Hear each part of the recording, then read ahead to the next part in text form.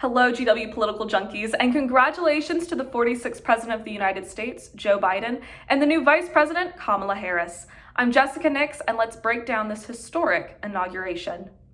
The first Wednesday of 2021, we saw an insurrection at our nation's capital, triggering over 20,000 National Guardsmen to come to Washington, D.C. to protect the city for the inauguration. On the second Wednesday of 2021, we saw a historic second impeachment of President Donald Trump. And on the third Wednesday of 2021, the 46th President of the United States, Joe Biden, was inaugurated.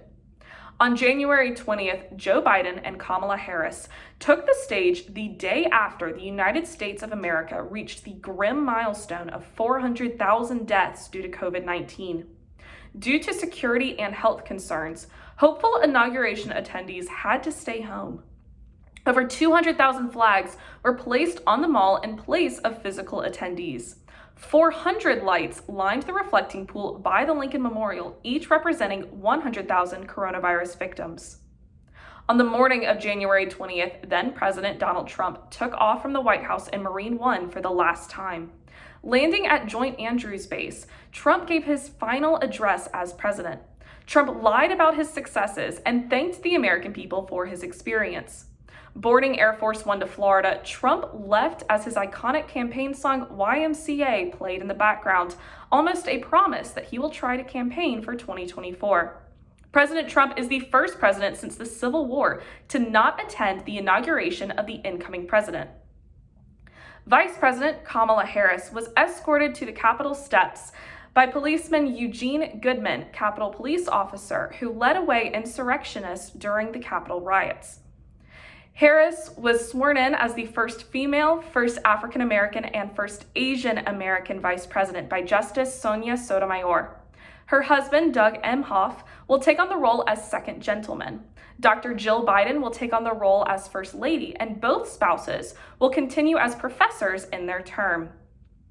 President Joe Biden, in his inaugural address, had the overall theme of unity. And unity is the path forward.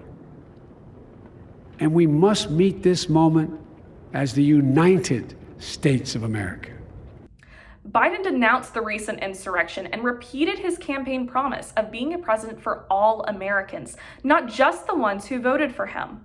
Biden placed emphasis on the importance of truth and ending this, quote, uncivil war.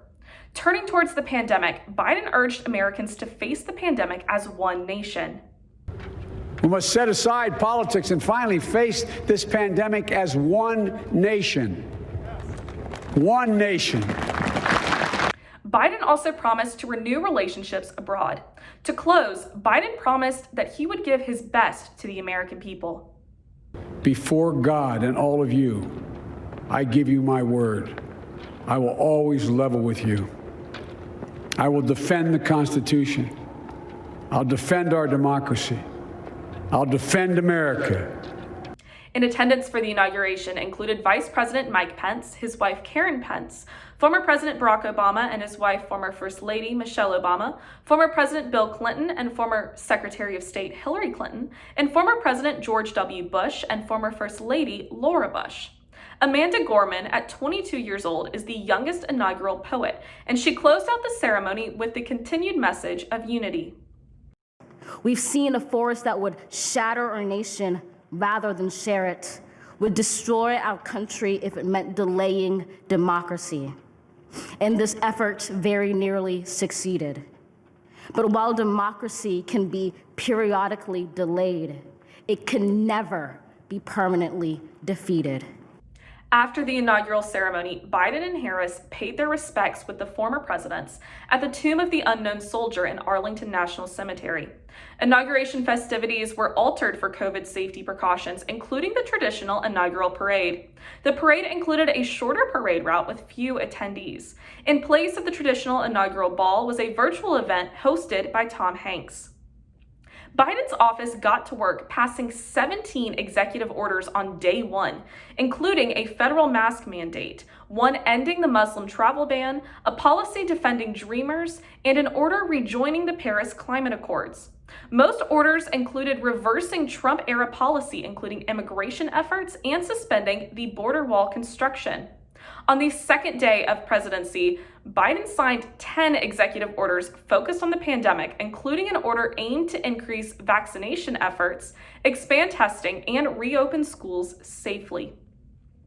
Congratulations to the 46th president and the new vice president on their historic inauguration. I'm Jessica Nix, and we'll see you next time.